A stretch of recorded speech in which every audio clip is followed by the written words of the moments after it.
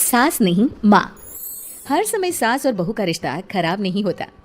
किसी किसी समय ऐसा भी होता है कि एक अच्छी सास बेटे से ज्यादा अपनी बहू का ख्याल रखती हो। माँ, मैं घर छोड़कर जा रही हूँ, मैं इस घर में किसी भी हाल में नहीं रह सकती। ये फैसला राधा की बहू लीना का था।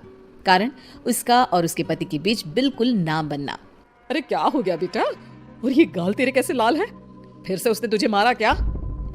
वो अब नई बात नहीं है माँ, लेकिन आज तो उन्होंने साफ साफ बोल दिया कि वो मेरे साथ नहीं रहना चाहते।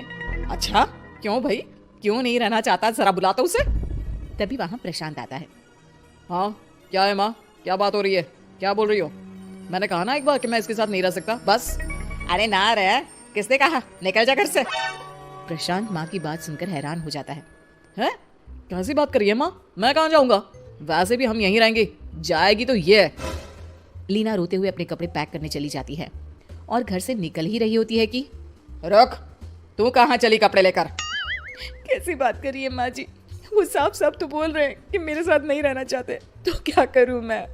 हाँ, तो उसे ना रहना है तो ना रहे, जाए यहाँ से। तू भूल गई बहू, घर मेरे नाम का है, तेरे पति के नाम का नहीं। तो निकलेगा ये, तू नहीं। कैसी बात कर रही है माँ? मैं बेटा हूँ तेरा, ये जाएगी घर से बाहर। ना ना बेटा, तूने मेरे लिए किया ही क्या है? अरे सारा दिन ये बहू है जो मेरा ख्याल रखती है। ये कमाती है और सारा खाना भी बनाती है, एक एक पैसा घर पर देती है। अरे मेरी कौन सी दवा है कौन सी नहीं, ये भी इसी को पता है। तुझे पता है क्या? तेरी दवा? तुझे क्या हो गया माँ? सही तो है तू? नहीं, माँ को बीपी और शुगर की प्रॉब्लम है। मैं आपको व्हाट्सएप कर देती हूँ, जो जो दवाई माँ लेती है बता देती हूँ। हाँ ठीक है, माँ की दवा रखने वाली, जा निकल घर से। सास को बेटे पर गुस्सा आ रहा था। अरे क्यों बोल रहा है बार बार चली जा चली जा? मैं इसे कहीं नहीं जाने दूंगी, यही तो मेरे लिए बुढ़ापे का सहारा है।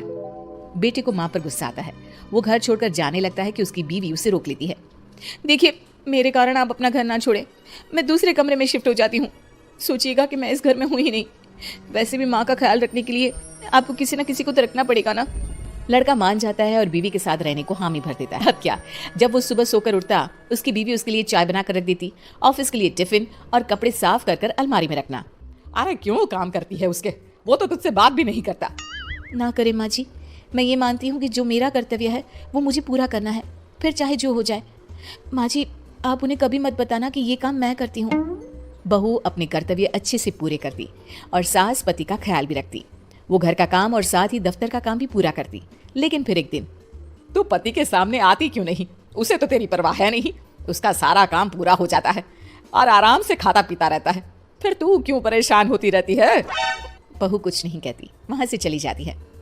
माँ, तू ना ये रोज मेरे लिए चाय और खाना मत बनाया कर, वैसे भी तू थक जाती होगी। अब मैं दूसरी शादी कर रहा हूँ, अब तुझे ज्यादा परेशान होने की जरूरत नहीं है। माँ को बेटी की बात बिल्कुल अच्छी नहीं लगती। वो उसे शादी के लिए मना कर देती है। अरे तेरी बीवी जिंदा है, ना ही तेरा तलाक हुआ है, वो तेरे साथ रहती है, फिर तुझे क्या जरूरत है दूसरी शादी करने की? माँ, वो मुझे पसंद नहीं है, मैं उसके साथ नहीं रह सकता। उसे ना मेरी फिक्र है ना आपकी, मुझे उसके साथ नहीं रहना।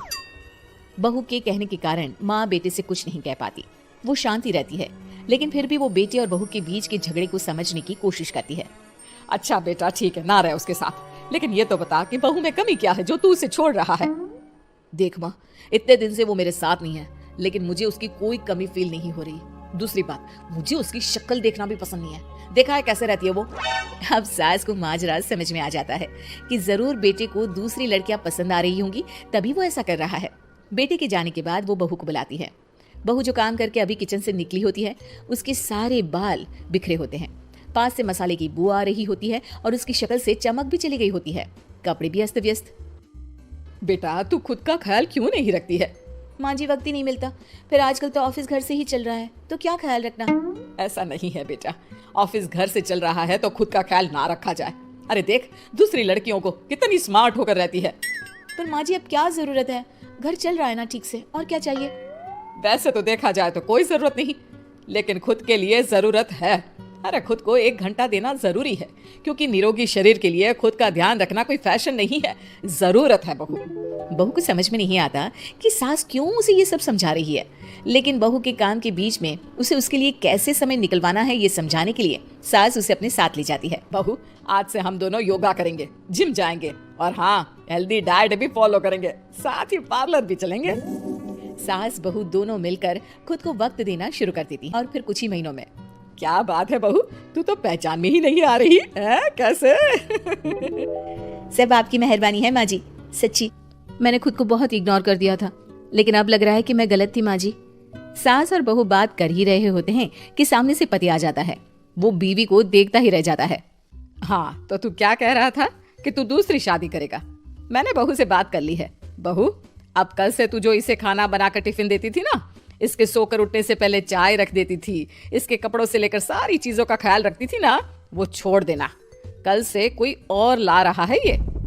बेटा समझ नहीं पाता कि उसकी बीवी इतनी प्यारी कैसे हो गई। अब बहू को क्या देख रहा है? तलाक के पेपर मैंने बनवा लिए हैं और हाँ, ऊपर का पोर्शन भी खाली करवा लिया है। किराया देकर रहना शुरू कर देना अपनी नई बीवी के साथ। मैं तो अपनी बहू को नहीं छोड़ सकती। माँ, मैं भी नहीं छोड़ सकता अपना परिवार, मेरी बीवी और इस घर को। मुझे माफ कर दो आप लोग।